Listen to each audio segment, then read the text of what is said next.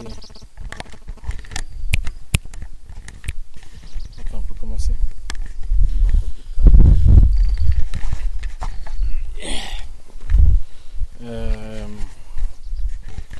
Donc, je voulais lui poser des questions sur le moment où il a vu l'histoire qui s'est passée avec le vieux Olusanganois. agira ngo akubaze ibijyanye n'ibyabaye kuri Rusanganwa ku musaza Rusanganwa. En fait, j'ai pas bien compris si ce jour-là il y avait des blancs ou pas. Ngo ntiyumvise neza nimba uwo munsi hari abazungu cyangwa batari bahari.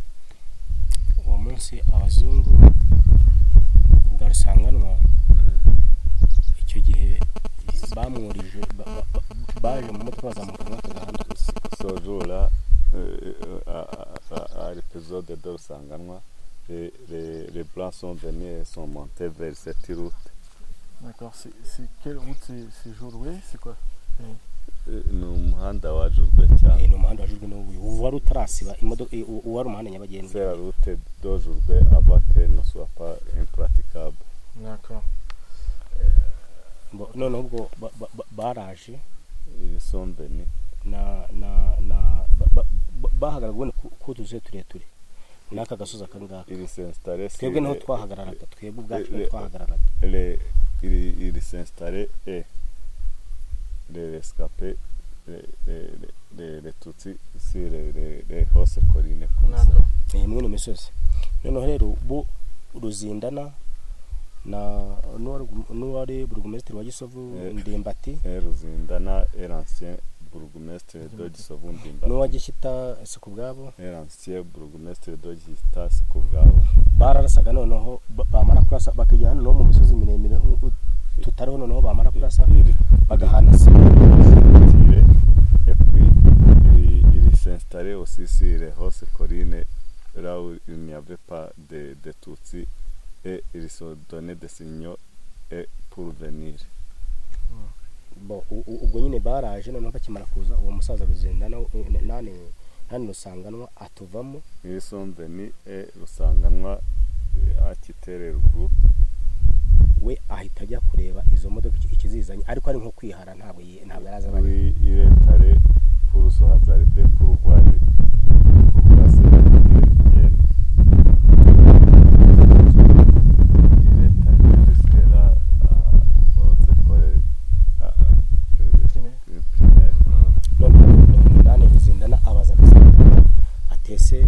Ruzindana demandé à Rusanganwa ati ko nduzi uri aha ngaha wabunze.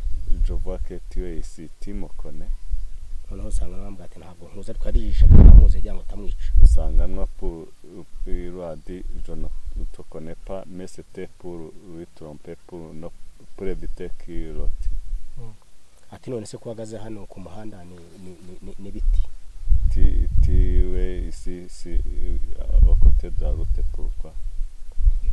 Nibwo ndamubwira ati rwose turahangaho ngubu turi mu kuraswa turi gupfa. Nous sommes ici, on tire sur nous, nous ne savons pas pourquoi on tire sur nous. Noneho aramubwira ati none se wanyereka sahinga abantu bapfuye cyangwa imirambo? Il lui a répondu à cette heure tu peux me montrer les gens qui sont morts ou bien les cadavres. J'ai pas compris. Donc le bourgmestre il a trouvé Rusanganwa là-bas, il lui a demandé tu es ici, est-ce que tu me connais? Ça j'ai compris, c'est la dernière phrase. La dernière phrase, il lui a demandé est-ce que tu peux me montrer les cadavres ou bien les autres gens morts? Noneho aramubwira ati n'ubu ngubu rwose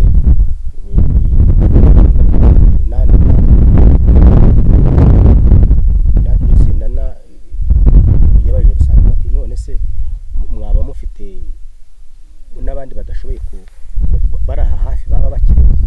Ruzindana demandé à Rusanganwa est-ce qu'il y a aussi les gens qui sont ici aux alentours qui sont survécus? Nibwo ambwira ati barahari. Il lui a répondu il y en a. Ati noneho mwino minsi cyangwa ejo muzegeranye inkomere n'abakecuru n'abana basigaye mwese tuzabanzanira imfashanyo tubafashe. Il lui a dit dans séjour, vous allez rassembler les vieilles mamans et les enfants pour les rassembler ensemble et nous allons vous amener une aide.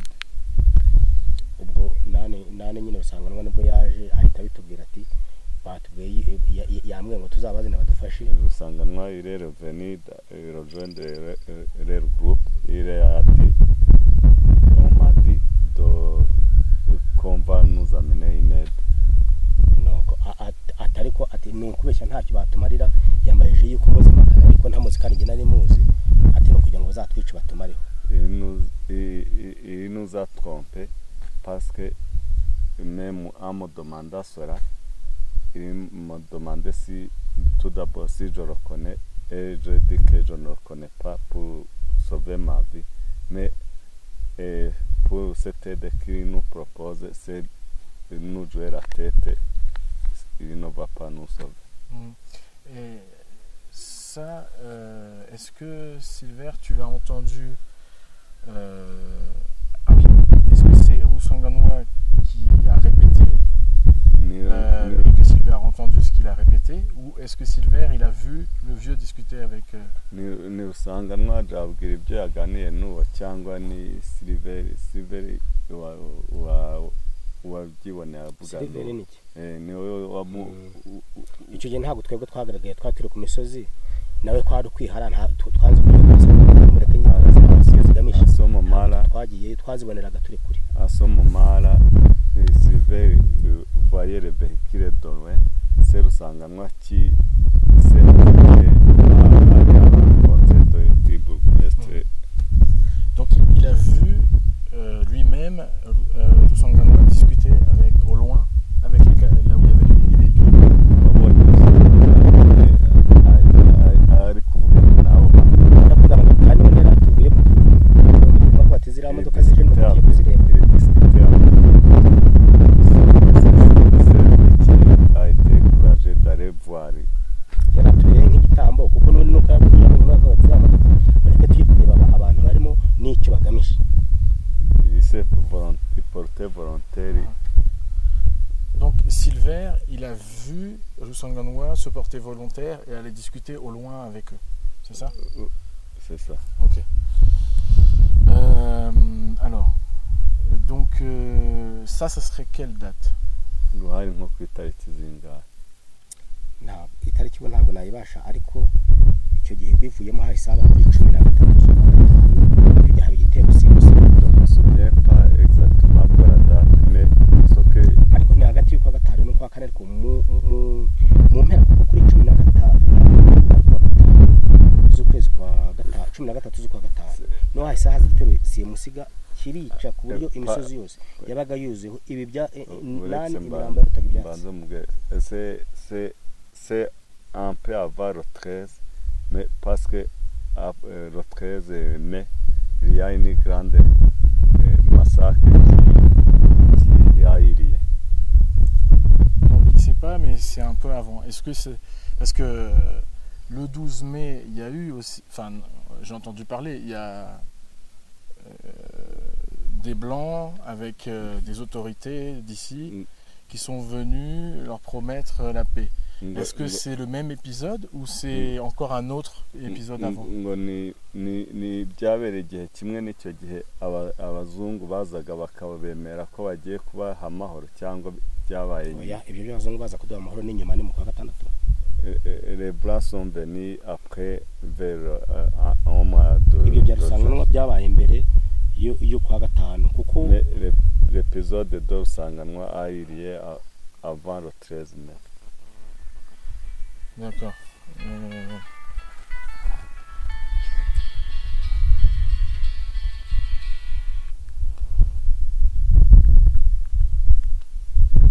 Donc alors le jour où Rusanganwa a discuté avec les autorités, où les autorités ont essayé de faire une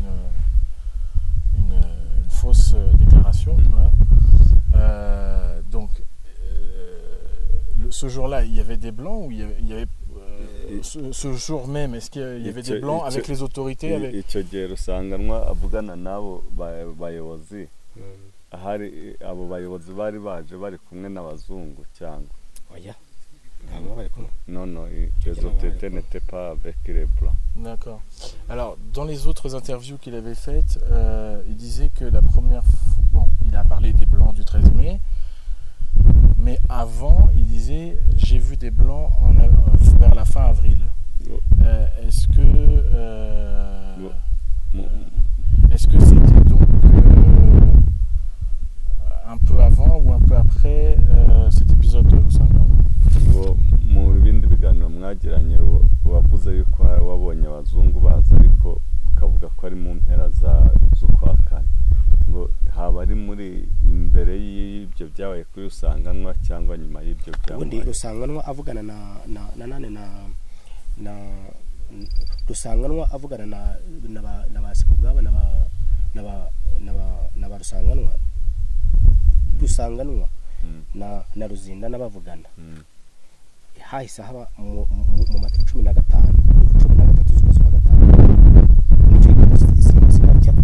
tutajya twibagirwa. Après la conversation de Ruzinda et Rusanganwa, après quelques jours après il y a eu le grand massacre du 13. Ariko noneho iby'abazungu byo navuze ruguru ndi kwa Kashyamba na Muyira hagati ya 24 z'ukwezi kwa kane na 27 ibyo nabyo nabibugiye haruguru ko nabonye sketch pare de bazungu ngo ahitwa na Kashyamba sketch pare de bazungu sira kuri ndo Kashyamba ya Muyira c'était entre ni hari hagati ya tariki hagati ya 24 na 27. C'était entre le 24 et le 27 avril. D'accord. Ariko icyo gihe Ruzinda babaza Rusanganwa nta bazungu barimo. Mais lorsque pendant la conversation de Rusanganwa, il n'y avait pas la présence de blancs. D'accord. Donc, s'il a vu des blancs entre le 24 et le 27 avril, et que Lusangana c'était 15 jours avant le 13 mai,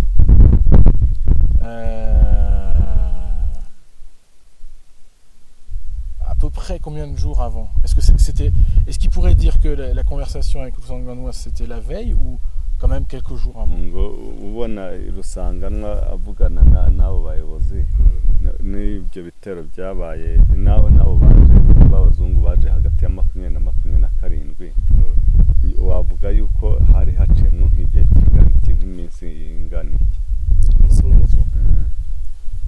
Uko biri kose haciyemo Rusanganwa avugana na Ruzindana twamaze icyumweru. Il y a après la conversation au moins une semaine. Voilà, est-ce que c'est bien la semaine où en fait il y a une accalmie des attaques? Est-ce que c'est ça? Est-ce que c'est bien la semaine?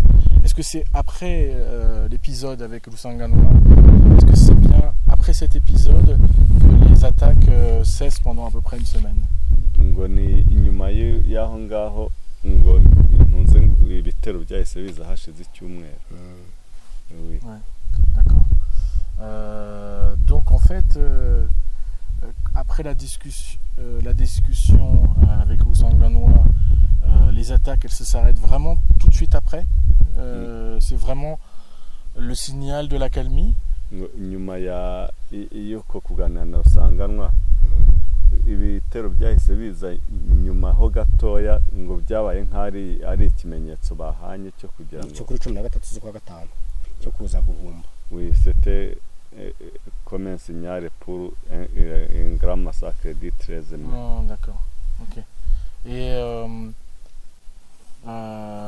est-ce que avec cette histoire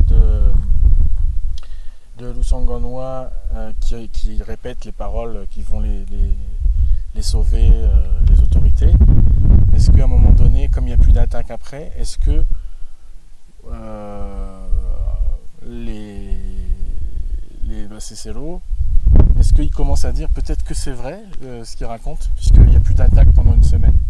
Ou alors vous vous méfiez quand même? Nyuma yuko akabwira ngo bazaza kubaha imfashanyo mwizeye yuko nta gitero kizaza. Ntabwo twabyize, ntabwo twavuze ati noneho ngubu tugiye gupfa gusa nk'abasubiye mu mirima tukagenda kuri 13 z'ukwa gatanu niho baje twirukanka imisozi histoire.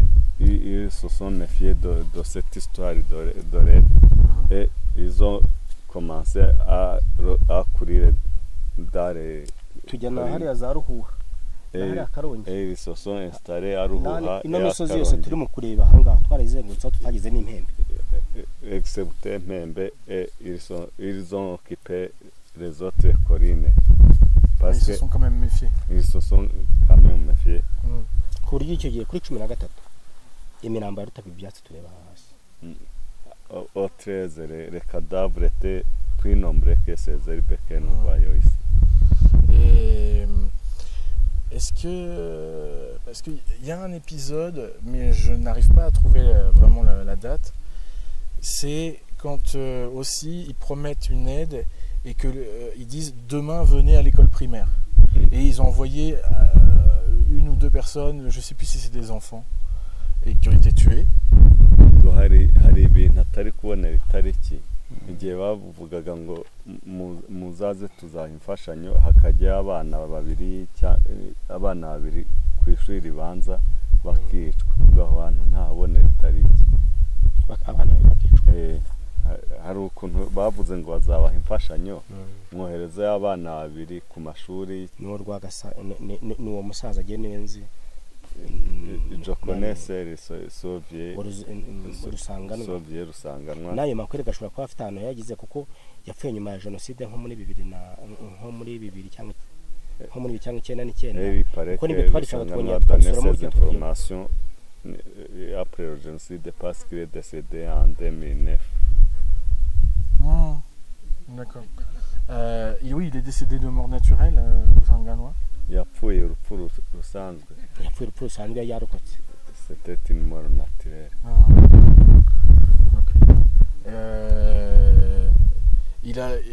Est-ce qu'il a témoigné Rusanganwa au TPIR ou à d'autres personnes?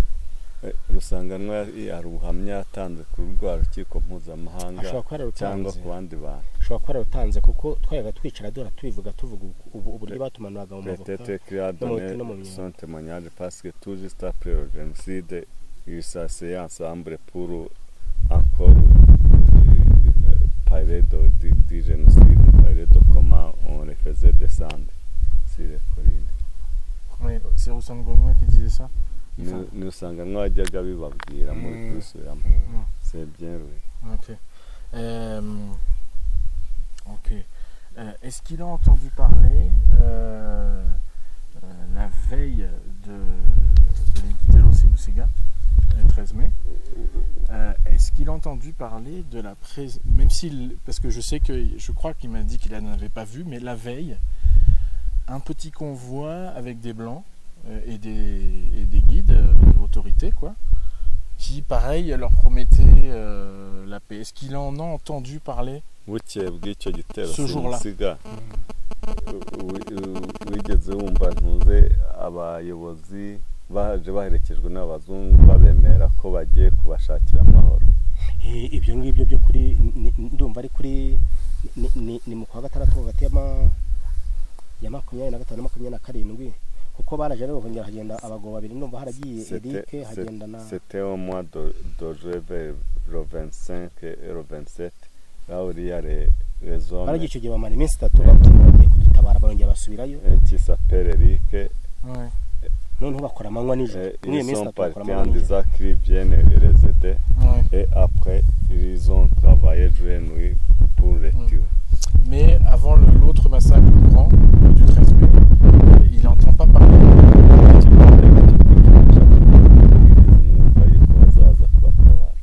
Mbere y'icyo gitero cyo kuri 13 z'ukwa gatanu twari kubyumva nari sara amakuru twumvaga nta nado twagira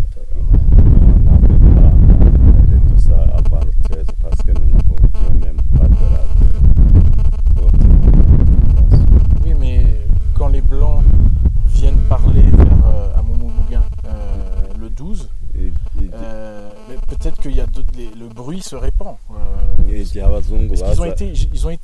Ils sont passés à Mubiha et ils sont allés jusqu'à Ruhwa. Alors que le 27 juin, ils ont été à Mubiha, mais après ils sont repartis tout de suite à Mubuga. Igihe abazungu bazaga kuri 12 barahise banyura i Mubiha bakomeza Mubuga. Nta namuha mwumvise z'uko ngo bashaka na kabiri z'ukwa gatanu. En fait, donc ils ont parlé un peu à des gens. Ils ont parlé un peu à des gens. Pas à Mubiha même, mais plus vers Mubuga. Ngo bavuganye n'abantu atari Mubiha ahubwo hafi y'Mubuga hariya. Ensuite, ils sont ubundi hari ibintu rimwe na rimwe bashobora kugira ngo turanabeshya. Ubundi urabona bari abantu benshi n'imisozi bose niko babaga bayiriho.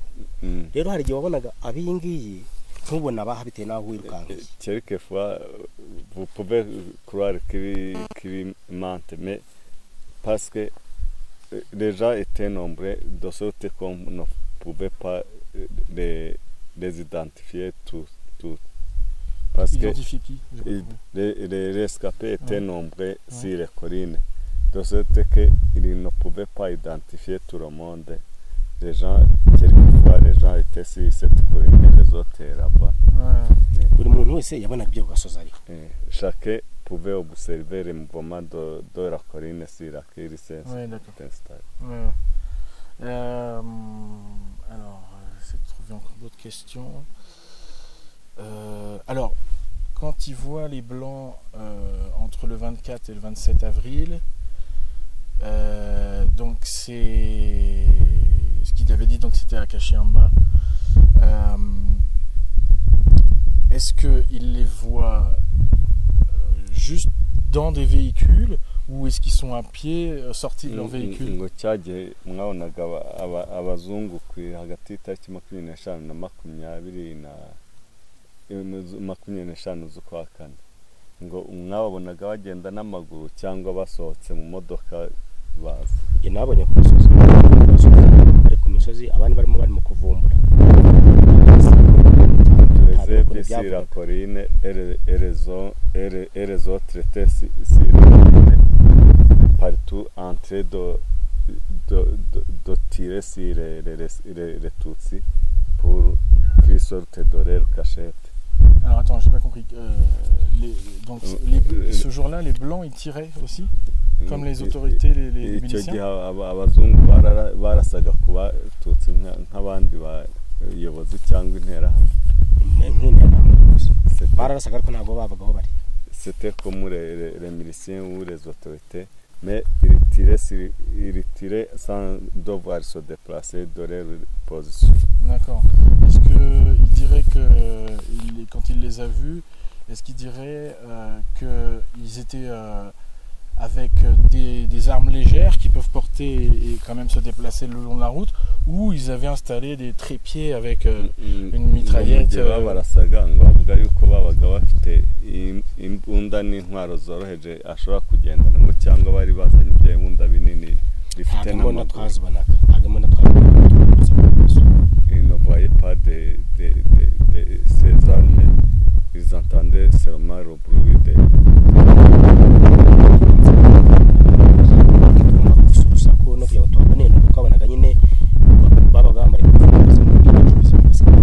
si je dis que j'ai vu les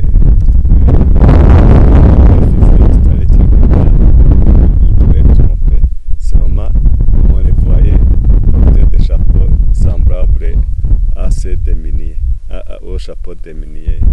Des casques comme un casque de mineur. Des mineurs. Ouais, d'accord.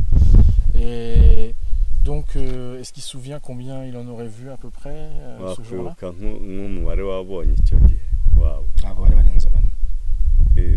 Ils étaient autour de 4. Ouais. Et donc, les armes qu'ils utilisaient, même s'ils ne les voyaient pas et qu'il était loin, est-ce que c'était plus des bruits de mitraillettes ou des trucs vraiment qui lancent des bombes, des obus de mortier? zaba ari nka za mbunda zirasa amabombe cyangwa zari za mbunda zindi ziciritse zirasa amasasu ntabwo nenze twabwira ngo se bango mu misozi runaka bigenda nyine byamangana cyane ko zireba n'amaso rwose nabambeshye ibyo ngibyo je ne savais pas identifier les fusils à travers les bruits. J'entendais seulement des bruits différents. Ok. Est-ce qu'il y a quelque chose là où ils ont des blancs Kashamba avec les autres, est-ce que c'est à peu près les mêmes armes, disons, qui ont les mêmes effets que la grande attaque du 13 mai? Iyo wabona icyo gihe wabonaga aba bazungu mu Gashyamba mu Kashyamba ngo bavuga yuko ari neza bimwe n'ibyabaye kuri 13. Ibyo kuri 13 z'ukwa gatanu byari birenze kwemera. Le 13 mai c'était pire. D'accord. Donc il y avait beaucoup plus d'assaillants, c'est ça le 13 que fin avril? Ngo kuri 13 hari abicanyi benshi kurenza mu mpera z'ukwa kane. Kurenza ibyo byose ahubwo ibyabaye byose kuri 13 z'ukwa gatanu na 14 z'ukwa gatanu ari kwisaba kwa gatanu kwisabata. Iyo tariki narebye niyo twese tuzi kuko nta muntu tagizeho intuzo. Le 13 mai c'était plus catastrophique parce que c'est une date qui est restée dans nos mémoires. Burya nabo mu nsengero bavuyemo baza kutwica turi hariya kuri rusengero. Même ceux qui étaient dans l'église sont sortis de l'église pour venir nous tuer le 13. Et est-ce qu'il connaît d'autres rescapés qui pourraient se souvenir de cette histoire de Lusanganois ou l'autre histoire des Blancs de Kashamba de la fin avril? Hari abandi bacitse ku icumu wamenya bazi ayo makuru ya Rusanganwa cyangwa baba bazi ayo makuru y'abazungu baje kubarasa? Reka buri iriya myaka ni myinshi ntabwo twabatuze ngo hari uzabitubaza niyo twaturukumwe ntabwo n'abanyibibuka. Les années sont nombreuses. Cyase bakaba batanatuye n'inanga ngo twe twabyibukira. Je ne savais pas que je serais interrogé. D'accord.